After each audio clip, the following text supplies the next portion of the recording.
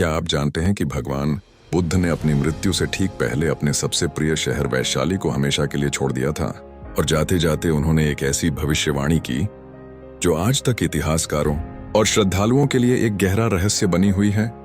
Slight pause for dramatic effect. चलिए आज मैं आपको ले चलता हूं समय में पीछे, उस प्राचीन और गौरवशाली नगर वैशाली में, जहां भगवान बुद्ध ने अपने जीवन का एक लंबा और महत्वपूर्ण हिस्सा बिताया था।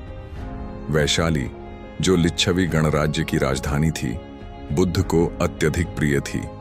यहाँ की आम्रपाली से लेकर यहाँ के बंदरों के दिए शहद तक हर चीज से उन्हें गहरा लगाव था। उन्होंने अपने जीवन के कई वर्षावास यहीं बिताए, लेकिन फिर वो दिन आया जब उन्होंने वैशाली को हमेशा के लिए छोड़ने का फैसला किया। कल्पना कीजिए उस दृश्य की।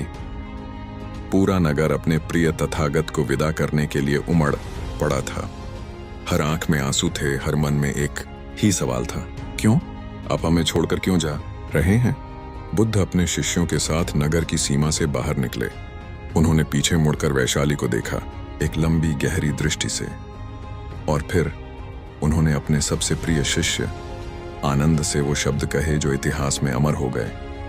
उन्होंने कहा, आनंद, तथागत का यह वैशाली का अंतिम दर्शन है। Music swells slightly, then subsides.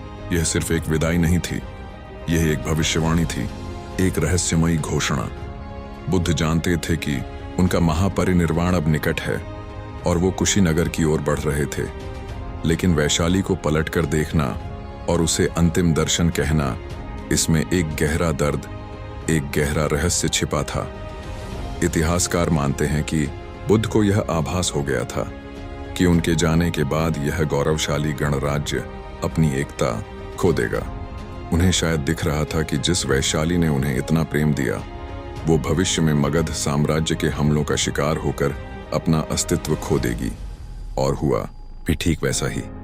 Buddha के महापरिनिर्वाण के कुछ ही समय बाद मगध के राजा अजातशत्रु ने वैशाली पर आक्रमण किया और इस खूबसूरत नगर को पूरी तरह से नष्ट कर दिया। तो क्या बुद्ध का वो अंतिम दर्शन सिर्फ अपनी यात्रा का अंत था, या उस गौरवशाली नगर के भविष्य का अंत देखने की एक पीड़ा थी?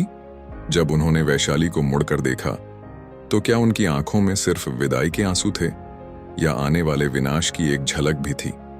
ये सवाल आज भी वैशाली की मिट्टी में गूंजता है। बुद्ध का वो अंतिम दर्शन एक प्रेम, एक चेतावनी और एक गहरे रहस्य का प्रतीक है, जो हमें याद दिलाता है कि दुनिया में कुछ भी स्थायी नहीं है। Outro music with a reflective and slightly melancholic tone fades in.